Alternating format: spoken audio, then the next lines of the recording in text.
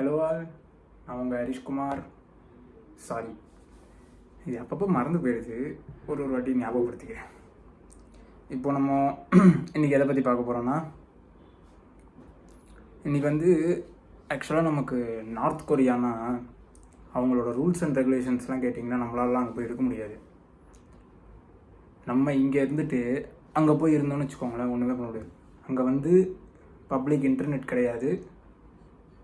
ரெண்டாவது இன்டர்நெட்டில் என்னென்ன யூஸ் பண்ணணுன்றது அவங்க கவர்மெண்ட் டிசைட் பண்ணுறதை மட்டும்தான் அந்த ஊர் மக்கள் யூஸ் பண்ணணும். மூணாவது லேடிஸுக்கு லைசன்ஸே கிடையாது, ஜென்ஸுக்கு மட்டும்தான் லைசன்ஸு. அதுவும் ஒரு சில பேருக்கு தான் லைசன்ஸு. இவங்கெல்லாம் எப்படி இந்த நாட்டில் வாழ்கிறாங்கன்னே தெரில எனக்கும். ஐயோ, நம்மளாம் போனோன்னா அந்த இடத்துலலாம் செட் ஆகாது. அந்த மாதிரி நம்ம கிம் ஜாங் உன் அவர் தான் அந்த நாட்டோட சுப்ரீம் லீடர். அவர் என்ன பண்ணியிருக்காருன்னா, இப்போ பாரிஸில் ஒரு ஒலிம்பிக்ஸ் நடந்தது. அந்த ஒலிம்பிக்ஸில் என்ன பண்ணியிருக்காங்கன்னா, அங்கே ஆக்சுவலாக முதல்ல ஒன்று தெரிஞ்சுக்கோங்க, இது நார்த் கொரியாவுக்கும் சவுத் கொரியாவுக்கும் ஆகவே ஆகாது. இவங்க நார்த் கொரியா அவர் சொல்கிறது தான் அப்படின்னு சொல்லிட்டு சர்வாதிகாரம். இங்கே இந்த பக்கம் பார்த்தீங்கன்னா மக்களாட்சி, அவங்களா டிசைட் பண்ணுவாங்க. புது புது பிரசிடென்ட் வருவாங்க, புதுசாக எலெக்ஷன்ஸ் நடக்கும். இவங்க ஊரில் அப்படிலாம் கிடையாது. ஒருத்தர் தான் நிற்பார், அவரே தான் ஜெயிப்பார், அவருக்கு தான் எல்லோரும் ஓட்டு போட்டாகணும். அந்த மாதிரி ஒரு சுச்சுவேஷன் அவங்க எல்லாருக்கும். எப்படி தான் அவங்க இருக்காங்கன்னு தெரில. அவங்களுக்கு வெளியில் இந்த மாதிரி மக்கள்லாம் இருக்காங்க, இந்த மாதிரி நிறையா இதெல்லாம் இருக்குது, மதங்கள் இருக்குது, இவங்க இதெல்லாம் ஃபாலோ பண்ணுறாங்க. அவங்களுக்கு எதுவுமே தெரியாது, உள்ளே ஒன்றும் கிடையாது.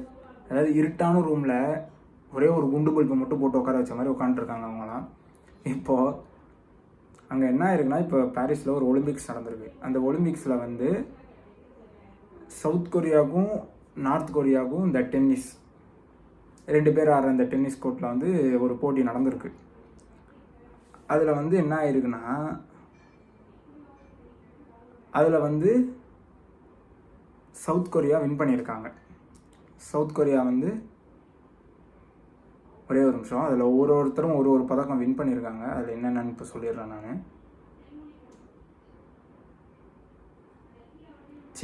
சைனா நம்மால் வழக்கம் போல் தங்கம். அதுக்கப்புறம்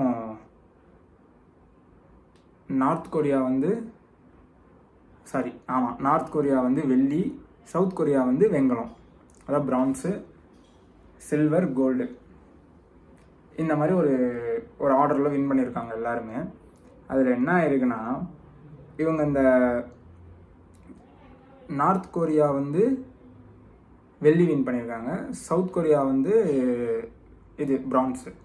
இதை வின் பண்ணதுனால என்ன ஆச்சுன்னா, அவங்க கூட என்ன பண்ணியிருக்காங்கன்னா, இந்த நார்த் கொரியாக்காரங்க போயிட்டு சும்மா ஒரு செல்ஃபி எடுத்துருக்காங்க. எல்லோரும் இப்போ நம்ம வழக்கமாக ஃப்ரெண்ட்ஸாக போய் விளையாட போனோம் அப்படின்னா அந்த இடத்துல நம்ம செல்ஃபி எடுத்துப்போம். ஏன்னா ஒரு மெமரிஸ் மாதிரி, இந்த மாதிரி நாங்கள் அங்கே விளையாட போனோம், இந்த மாதிரி நம்ம ஜெயித்தோம் அப்படின்னு சொல்கிறதுனால தான் செல்ஃபி எடுத்துக்கிறாரு. அந்த செல்ஃபி எடுத்தது ஒரு குத்தம். அந்த செல்ஃபி எடுத்ததுக்காக அவங்க மேலே ஆக்ஷன் எடுக்கப்படும் சொல்லி நம்ம கிம் ஜாங் உன் சொல்லியிருக்காரு, நம்ம சுப்ரீம் லீடர். என்ன இது எனக்கு புரியல. இது என்ன ஒரு சட்டம்னு எனக்கு புரியல. செல்ஃபி எடுக்கக்கூடாதுன்றது ஒரு சட்டம். அந்த மாதிரி சொல்லி வச்சுட்டு அனுப்பிச்சி விட்ருக்காங்க. இதில் நார்த் கொரியா ஒரு சில சட்டங்கள்லாம் போட்டிருக்காங்களே, அந்த சட்டத்தெல்லாம் மீறினா அவங்க மேலே எந்த ஆக்ஷன்ஸ் வேணால் எடுக்கப்படும். கிட்டத்தட்ட உங்களுக்கு ரொம்ப கடுமையான தண்டனைகள் கொடுக்கப்படும், ஒரு பெரிய பனிஷ்மெண்ட் தருவாங்க. இந்த மாதிரிலாம் தர்றதுனால அவங்க எப்படின்னா, அவங்க நாட்டில் என்ன சொல்கிறாங்களோ அதை மட்டும் தான் செய்யணும் அப்படின்ற மாதிரி எந்த நாட்டுக்கு போனாலுமே அதுதான். அவங்க ஒரு ரூல்ஸும் போட்டு அமைச்சிருப்பாங்க. இப்போ வெளிநாட்டுக்கு ஒலிம்பிக்ஸ்லாம் விளையாட வர்றவங்கள்ட்ட அங்கே போனீங்கன்னா நீங்கள் இதெல்லாம் ஒரு சில ரெஸ்ட்ரிக்ஷன்ஸ்லாம் போட்டு தான் அவங்களை அனுப்பிச்சி விடுவாங்க. நீங்கள் ஃபோட்டோ எடுக்கக்கூடாது, இவங்கள்ட்ட பேசக்கூடாது, இவங்கள பார்த்தா சிரிக்கக்கூடாது, இவங்கக்கிட்ட ரொம்ப க்ளோஸாக பழகக்கூடாது, அதாவது ஸ்போர்ட்ஸ்ன்னு போனால் ஸ்போர்ட்ஸை மட்டும் முடிச்சுட்டு வீட்டுக்கு திருப்பி அவங்க நாட்டுக்கு வந்துடணும். இதுதான் அவங்களோட ரூல்ஸு. அதில் இவங்க என்ன பண்ணியிருக்காங்கன்னா, நம்ம கிம் ஜாங் உன் இருக்கார்ல, அவர் இந்த மாதிரி அவருக்கு தெரிஞ்சிருச்சு. அவருக்கு தெரிஞ்சதுனால என்ன இப்போ சொல்லியிருக்காருன்னா, அவங்க திருப்பி நம்ம நாட்டுக்கு வந்துட்டாங்க அப்படின்னா, இது உண்மைன்னு தெரிஞ்சிருச்சுன்னா அவங்களுக்கு கடுமையான தண்டனைகள் கொடுக்கப்படும் அப்படின்னு சொல்லியிருக்காரு. இது வந்து லேட்டஸ்ட்டாக இப்போ 26ஆம் தேதி வந்த நியூஸ் இது நிறைய பேருக்கு தெரியல. இது நான் எதிர்ச்சியாக பார்க்கும்போது எனக்கு இது கண்டப்பட்டது. ஏன்னா எனக்கு பேசிக்காகவே நான் நார்த் கொரியா பற்றி நிறையா கேள்விப்பட்டிருக்கேன், நிறைய பேர் சொல்லி கேள்விப்பட்டிருக்கேன். 3 ஜென்ரேஷனுக்கு தண்டனை கொடுப்பாங்களாம். ஒரு ஃப்ரீடமாக யூடியூப் கிடையாது, இன்ஸ்டாகிராம் கிடையாது, எதுவுமே கிடையாதாங்க. அவங்க என்ன யூஸ் பண்ண சொல்கிறாங்களோ அந்த ஆப்ஸ் தான் யூஸ் பண்ணணும். இதெல்லாம் எப்படி ஒன்று இதுனே தெரில. நல்ல வேலை நம்மலாம் தப்பிச்சுக்கிட்டோம். நம்ம யாராவது நீங்கள் அங்கே போகணும்னு நினச்சிங்கன்னா தயவுசெய்து போயிடாதீங்க. இதில் வந்து என்ன சொல்லியிருக்காங்கன்னா, அவங்க வந்து கிளம்புறதுக்கு முன்னாடியே சொல்லியிருக்காங்க, நீங்கள் அங்கே போனீங்கன்னா ஆக்சுவலாக நான் இப்போ சொன்ன மாதிரி ரெஸ்ட்ரிக்ஷன்ஸ்லாம் போட்டு தான் அனுப்புவாங்க. இருந்தாலும் ரெஸ்ட்ரிக்ஷன்ஸ்லாம் போட்டிருக்காங்கன்னு அவங்களுக்கும் தெரியும், போகிற அந்த ஸ்போர்ட்ஸுக்கு போகிறவங்களுக்கும் தெரியும், அந்த அத்லெட்ஸுக்கும் தெரியும். அவங்கள்ட்ட என்ன சொல்லி அமைச்சிருக்காங்கன்னா, இங்கேருந்து போகும்போதே அவங்ககிட்ட ஒரு தடவை இன்ஃபார்ம் பண்ணியிருக்காங்க, நீங்கள் அங்கே போனீங்கன்னா எதுவும் பண்ணக்கூடாது. அந்த டீமை கூட்டு போகிறதுக்குன்னு ஒரு மெயின் ஆள் இருப்பார்ல, அந்த ஹெட்டு, அவர் சொல்லியிருக்காரு, நீங்கள் அங்கே போனீங்கன்னா தயவுசெய்து எதுவும் பண்ணாதீங்க, அப்போமா உங்களுக்கு தான் பிரச்சனை வரும். அந்த மாதிரி சொல்லி தான் அவங்கள கூட்டு போயிருக்காங்க. சரி, எல்லாம் சின்ன பசங்க தானே, இவங்கெல்லாம் என்ன பண்ணியிருக்காங்கன்னா எல்லாம் டீனேஜ் தான் எல்லாருமே. அவங்க என்ன பண்ணியிருக்காங்கன்னா, நார்மலாக விளையாடி முடிச்சதுக்கப்புறம் ஒரு செல்ஃபி எடுத்திருக்காங்க. நார்த் கொரியாவும் சவுத் கொரியாவும் அது ஒரு பிரச்சனை. இப்போ செல்ஃபி எடுத்தது மட்டும்தான் பிரச்சனை, வேறு எந்த பிரச்சனையுமே கிடையாதுங்க. அதனால நார்த் கொரியா வந்து திருப்பி இங்கே வந்துட்டாங்கன்னா அவங்க இந்த மாதிரி தவறு செஞ்சுருக்காங்க அப்படின்னு தெரிஞ்சதுன்னா அவங்களுக்கு கடுமையான ரொம்ப மோசமான பனிஷ்மெண்ட் கண்டிப்பாக தரப்படும் அப்படின்னு சொல்லி இந்த மாதிரி தெரிவிச்சிருக்காரு நம்ம கிம் ஜாங் உன். இதில் வந்து அவங்களோட ரெண்டு பேரோட பேர் இருக்குது. ஆக்சுவலாக அது சுத்தமாக வாயில் நுழையில, நான் இருந்தாலும் ட்ரை பண்ணுறேன். அவர் பேர் வந்து ஒரே நிமிஷம். நார்த் கொரியாவிலேருந்து வந்து அந்த 2 பேர் தான் போட்டிருக்காங்க. ஏன்னா அந்த 2 பேர் மேலே தான் இப்போ வந்து இந்த மாதிரி ஒரு குற்றம் இது பண்ணி வச்சுருக்காங்க. இந்த மாதிரி நீங்கள் பண்ணிட்டீங்க அப்படின்னு சொல்லிட்டு ஒரு இது கொடுத்துருக்காங்க.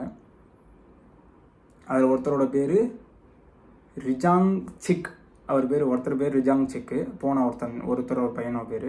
இன்னொருத்தரோட பேர் வந்து கிம் கும் யோங், இன்னொருத்தர் பேர் இது என்ன பேருன்னு தெரியல. சரி, அவங்க நாட்டோடது. இப்போ நம்ம நாட்டில் வந்து இப்போ என் பேர் ஹரிஷ்குமார்ன்றதை அவங்க கேட்டாங்கன்னா அவங்களும் சிரிக்க தான் செய்வாங்க, என்ன பேர் இது வாயிலே நுழைய மாட்டேங்குது.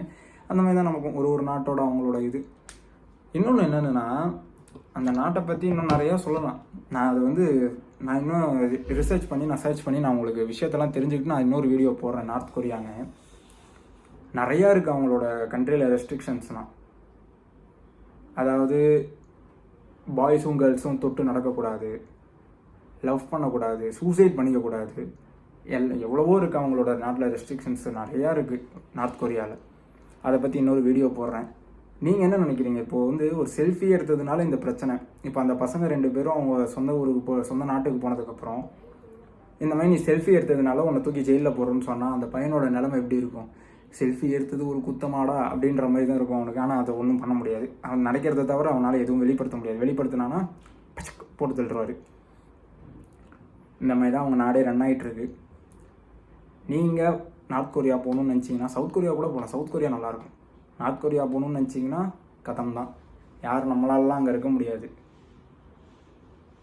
உங்களுக்கு இந்த வீடியோ பிடிச்சிருந்ததுன்னா, நார்த் கொரியா பற்றி நிறைய பேருக்கு தெரியாமல் இருந்தாங்கன்னா அவங்களுக்கு இந்த வீடியோவை ஷேர் பண்ணுங்கள்.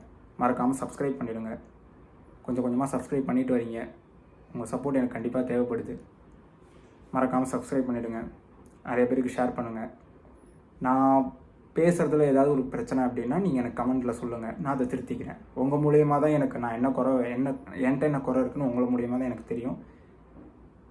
ஸோ நாளைக்கு இன்னொரு வீடியோவில் உங்களை வந்து பார்க்குறேன். Love you all, bye.